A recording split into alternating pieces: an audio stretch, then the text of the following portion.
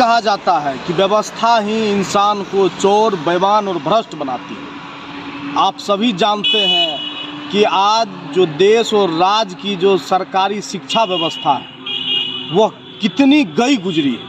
यही कारण है कि कोई भी नेता, कोई भी विधायक, सांसद, मंत्री, डीएम, एसपी, यहाँ तक कि वो शिक्षक भी जो सरकारी स्कूलों में पढ़ाते हैं अपने बच्चों को उस स्कूल में नहीं पढ़ाते हैं। और हर कोई आदमी, गरीब से गरीब आदमी चाहता है कि उसका बच्चा बेहतर से बेहतर शिक्षा हासिल कर सके और वो ताकि अपने जीवन स्तर को, अपने जीवन को बेहतर बना सके। और इसी बेहतरी के आस में लोग अपने बच्चों को निजी स्कूलों में भेजते हैं। और जब निजी स्कूलों में भेजते हैं, प्राइवेट स्कूलों में भेजते हैं, तो वहाँ जिस प्रकार की लूट है, जिस प्रकार का शोषण है, जिस प्रकार से तमाम तरह के औजार लगा करके उनका शोषण किया जाता है, उससे उनके ऊपर बोझ बढ़ता है। और जब इस बेरोजगारी और महंगाई के दौर में उस पर इतना सारा बोझ पड़ेगा तो निश्चित ही रूप से इंसान गलत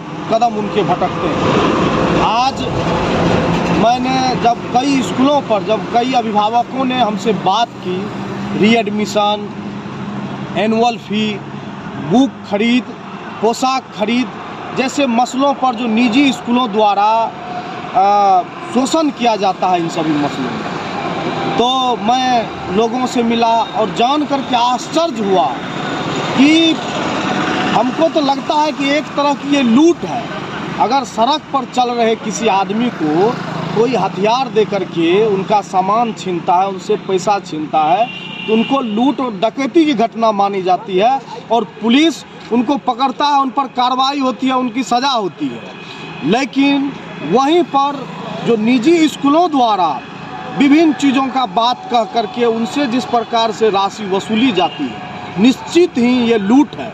मैं देखता हूँ कि एनुअल फ़ी के नाम पर 10,000, 15,000, 20,000 तक रुपये लिए जाते हैं। और एनुअल फ़ी के नाम पर बताया नहीं जाता है कि एनुअल फ़ी किन किन, कहा जाता है कि तमाम तरह की एक्टिविटी होती है, एग्ज़ाम होता है। अरे भाई, एग्ज़ाम 2 से 3 बार आप साल में लेते हैं और क्या एक्टिविटी कराते हैं आप।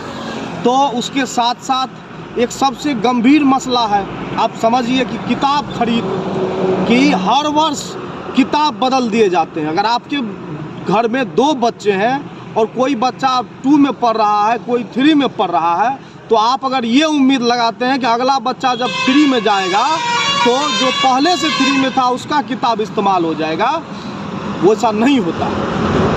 वो फिर से हर वर्ष किताब बदल दी जाती है।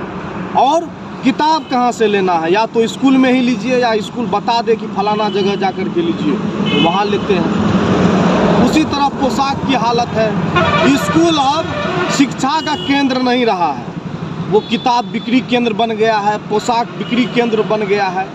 और इस तरह के तमाम तरह के नए नए दिमाग लगा करके किस तरह से शोषण किया जाए, ये हो रहा है। और इतने दिनों से लोगों की चुप्पी थी, लेकिन इस बार मैं देख रहा हूँ कि बड़ी संख्या में लोग इस मसलों पर खुल के बात कर रहे हैं, विरोध दर्ज कर रहे हैं। और कई जिलों में लोगों ने जब पहल किया है तो वहाँ के जिलाधिकारियों ने रीएडमिशन जैसे मामलों पर रोक लगाने की बात की है, चिट्ठी भी निकाली है। और निश्चित रूप से ये पहल मधेपुरा में भी होना चाहिए। और हम लोग अगले 15 तारीख को मधेपुरा जिलाधिकारी से मुलाकात करके इस मामले पर मांग पत्र सौंपेंगे और अविलंब कार्रवाई की मांग करेंगे। अगर इस पर कार्रवाई नहीं होती है तो हम लोग चरणबद्ध आंदोलन करेंगे, अभिभावकों के साथ मीटिंग करेंगे और बड़ी आंदोलन छेड़ेंगे। और इस आंदोलन में निश्चित रूप से आपको भी शामिल होना चाहिए। बहुत बहुत धन्यवाद। इनकलाब जिंदाबाद।